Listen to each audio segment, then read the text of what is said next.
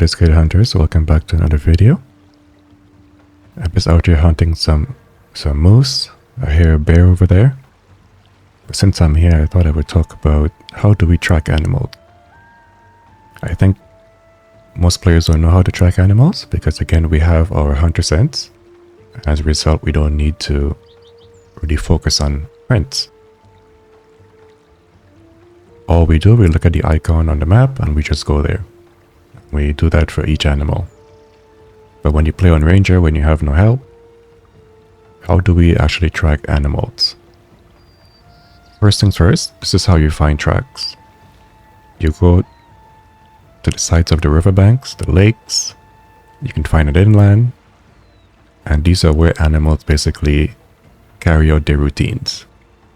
If we scan here, we can see that it's American black bear, it's a drinking zone, and it's rarely used. And if you look closely, you can actually see the tracks in the mud. Now these tracks are static, meaning they're going to always be here. In Way of the Hunter, we don't really have tracks that are made, if you want to say, fresh. You know, where you can actually walk to a zone and say, okay, this animal has been here a few minutes ago. That's not the case. These are set. These are not dynamic.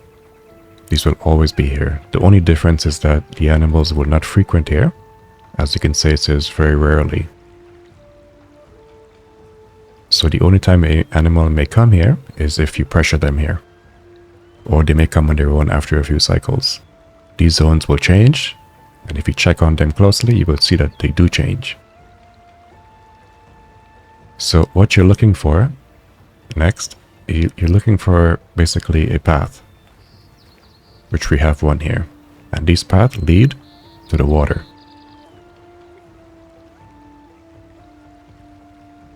If you go along the lake, you would find other path that would lead into more inland. For the bears, for moose, whatever comes here and drink. It's a very, very good place to come and start tracking animals. So when you set out to hunt, this is the first thing you kind of want to think about. Where are these animals?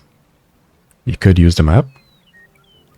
Or if you want a more organic experience, you come to where the water zones are and you follow it from there.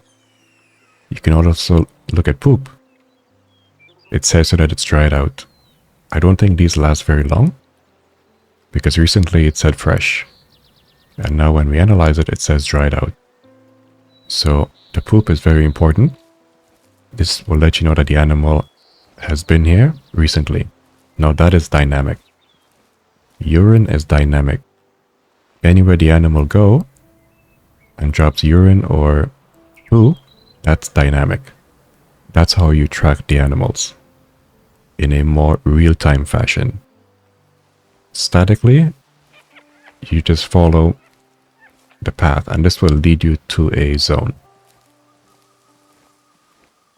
Dried out.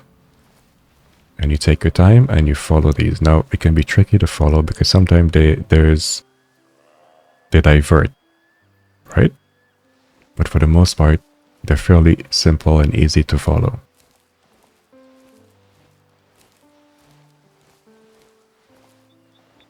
And you can see we have different tracks here.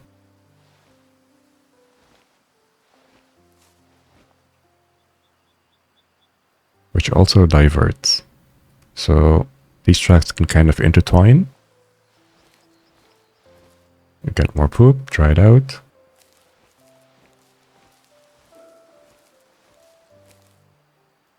I think I hear some moose over there, but that's alright.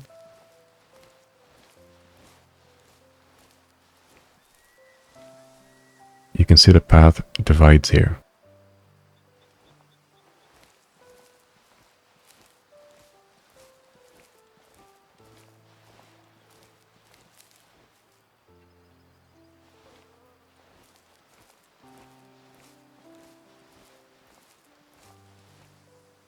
And you can see the tracks from the moose.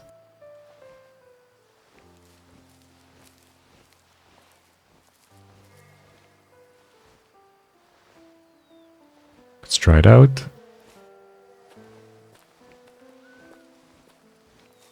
But just the mere fact that there's poop in the area, you you can gauge and say, okay, the animals have been here recently, which lets you know that there is a moose or a herd of moose in this area.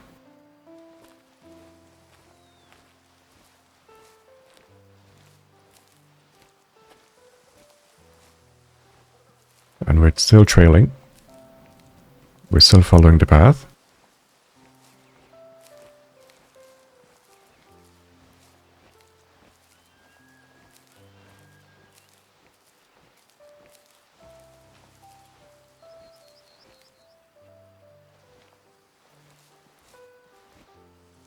Now on Ranger, this would not be on by default.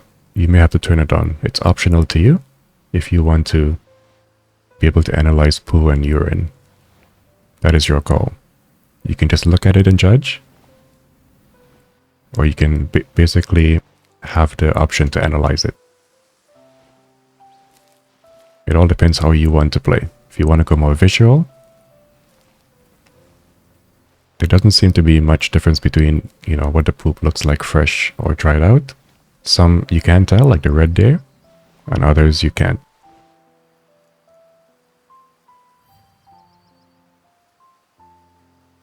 So as you can see, we found a need zone.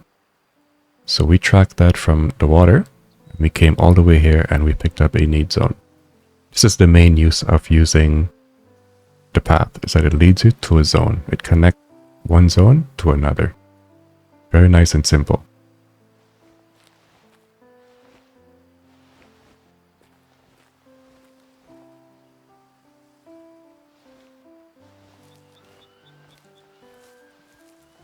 That is basically how you hunt. You keep looking for poo or traces of the animal, and you can hunt that way. What many people do, they just hunt, basically just walking around till they hear sticks breaking or the sound that an animal is around. And that's how they find their animals. Either way you want to hunt, that's how it's up to you, how you want to approach the game. But that is how you track animals. It's a very involved, time-consuming thing, if that's the way you want to hunt. But it's available here for you in the way of the hunter. A lot of folks don't know that because of the star system, because of the way it's not really introduced.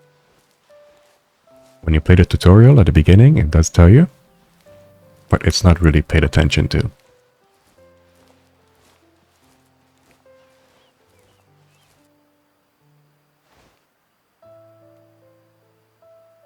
So we're at a zone here where we got some bisons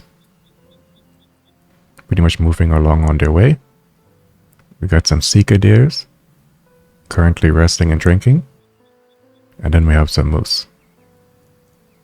And they all have their own path that they follow. They may be going to like a resting or an eating zone because they will never travel between the same zones. So if you see them here at a drinking zone, they'll be going to a sleeping zone or an eating zone. That's how you can kind of gauge and say, okay, I'll come back in maybe half an hour maybe and check with them. And if they're not here, we just want to follow and go to their zone. Again, most hunters don't really think along those lines because we just run around and we want to listen for sounds, listen for the call of the animal, which is another approach. But if you're really tracking and you really want to know where these animals live and really take that in and have a different perspective, that's what you want to do. You want to really invest time in looking at the tracks, observing how the animals live in their habitat. How long do they stay at the zone? Could be 15 minutes. You never know unless you sit on your watch. You can sit here and really observe these moose and say, you know, where are they going? And really take the time to do so. And it's a really beautiful thing that you're able to do that. But if you're just scanning and moving on, okay, that's a 1-star and you move on, then you'll get to see that. So there's a lot of depth to the game, but you just have to spend time and do so. And you got to weigh that out and say, is that worth my time? Right? That's up to you. So these seekers are drinking here. I want to see if I can call one in. See if they respond. So let's see if we can call these Sitka deers in. Let's see what I have. So I don't think I have the right rifle for them. I think they're more on like the 4. I want to say tier 4. Could be wrong about that. But we can use the rattle bag and call them in. Let's see if they respond.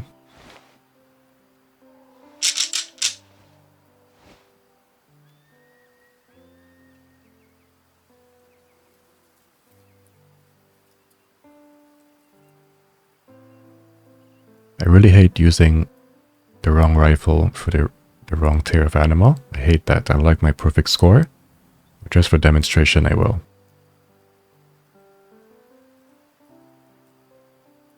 We will see if a tier 5 weapon will have any effect on the trophy rating, so you can see. For most people, they don't care about this. I do. Rating has to be perfect. I hate getting a 5-star or shooting an animal and my hunting rating is impacted. I don't like it. So we got one guy coming in. And as you can see, the herd is starting to move on. They're leaving their zones. You sit long enough, you'll notice that. These moose are just hanging around. They're drinking. They went over there. They're coming back. Who knows where they're going?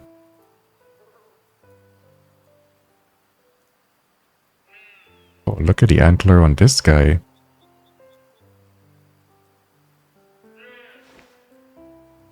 How unique is that? Let's get a closer look. Well, that's a pleasant surprise. Let's take him from here. I don't think I've ever seen that.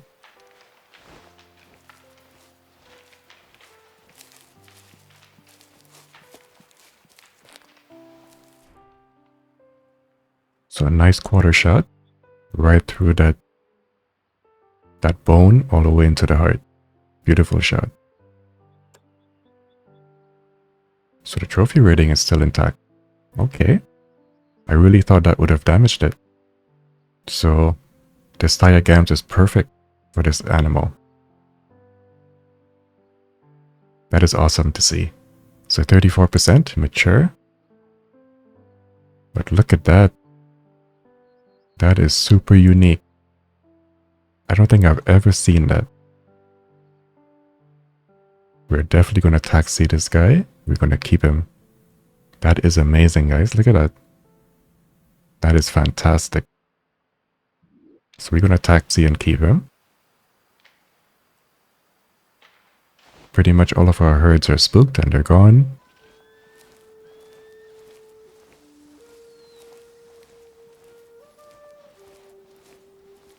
So I was really encouraged by that Sitka that I just found. So I heard some more over here.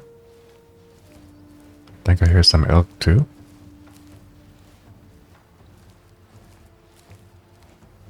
So I just want to take it nice and slow to see what's beyond this ridge. Not sure how close they are to us. Okay, some are sounding like they're in the hills. I can't really pinpoint it.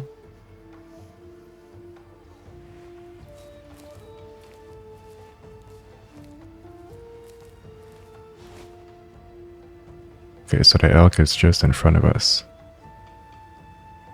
We got some Sitka to the right. Let's get a closer look at this elk herd. I don't think there's anything great.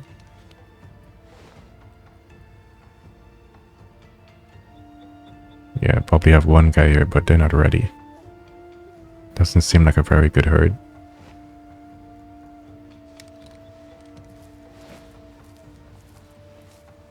So we're going to focus on the Sitkas for now.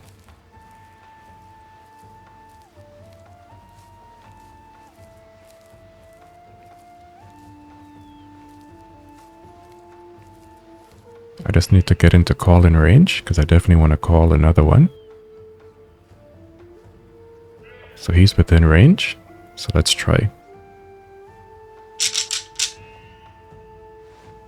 It seems like we have a guy that's separate from the herd, or by himself. And then he got a herd on the hill. Very interesting. So we're definitely within range. At least for this guy right here, but he's not responding as of right now. So let's give it some time and see how that develops. Let's get a little bit closer.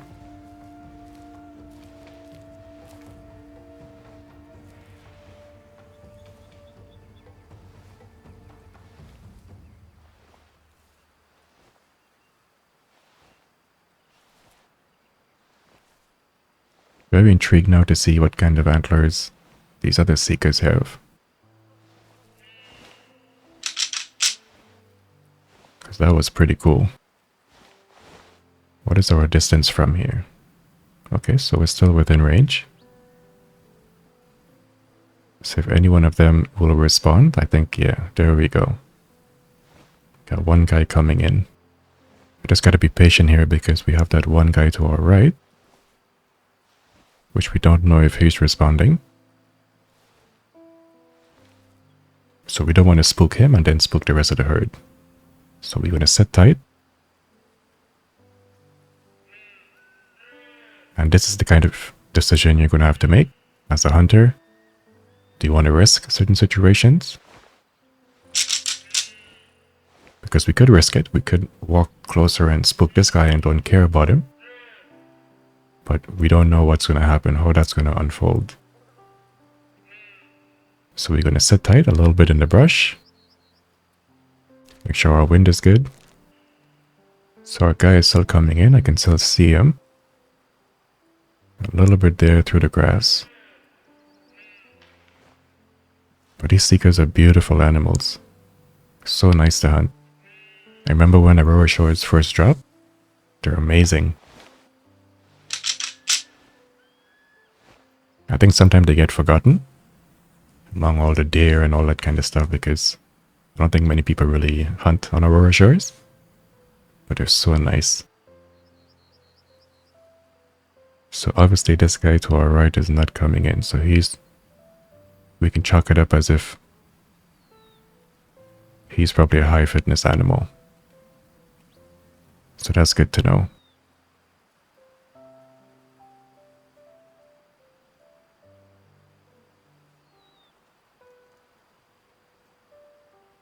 So that's basically, how tracking works.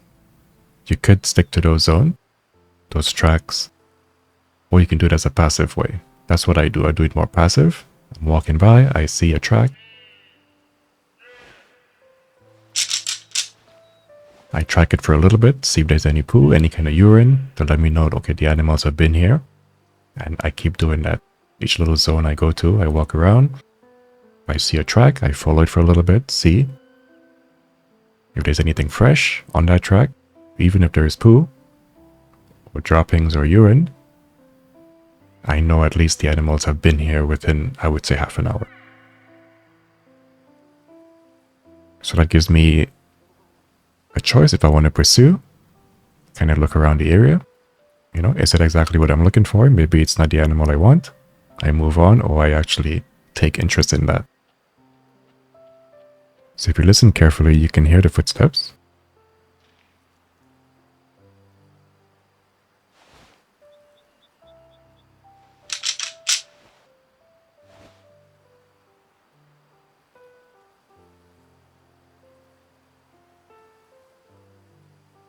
So I'm really looking forward to seeing what antlers are on this guy. Very intrigued by that. I didn't think the antlers would be that diverse. Pretty cool, man. It's pretty cool what you encounter when, you go on your hunts. You never know what's out here because the devs don't really tell us. They're very vague on what's in the game. So I think there's a lot to be discovered. You just got to take the time to do so. And that's what we're going to do. Going to discover everything about every herd. Because this stuff is not documented. So I still can't see my guy. I think there's a few ridges and grasses between us. So it's taking some time.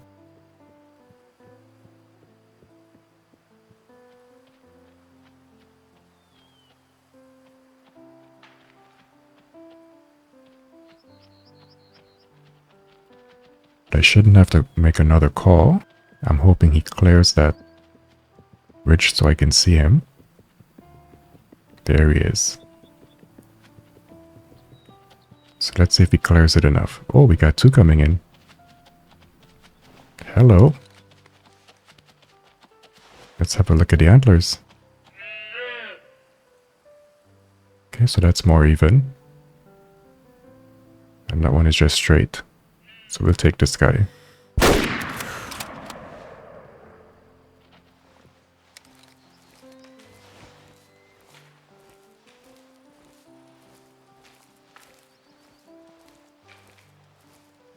So as we can see there, we saw the one that we took out before. We saw that guy with the 2 straight looking antlers. We got this one that looks more like a mule deer. Clean shot to the heart. 30 meters away. 1 star, 37%.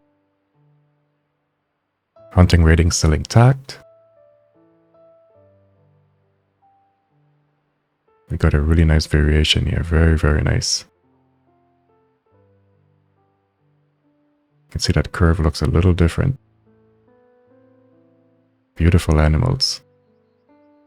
So you can see the back antlers there. One is the one to the left is higher than the one to the right. And these are hard to judge because when you're field judging, naturally we're thinking, yeah, this is a low tier or a low genetic animal, which it is. But we can't be for sure. Because you can see the difference even in the front here, where this one curves.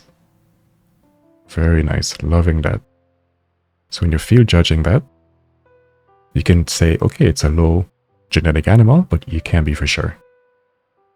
But we love it, we'll take it. So that's really what I wanted to cover in this video, hunters. Hope you're enjoying the videos, hope you're enjoying Way of the Hunter. Learning how to track your animals, really looking at the fine details in the game. Because a lot of this stuff is undocumented. You gotta go out there, discover it, and there's a lot to discover. And when you don't have these helpers on, like hunter scent and all this stuff, you'll be very intrigued as to what you're discovering. So happy hunting. Thank you for watching. Thank you for listening.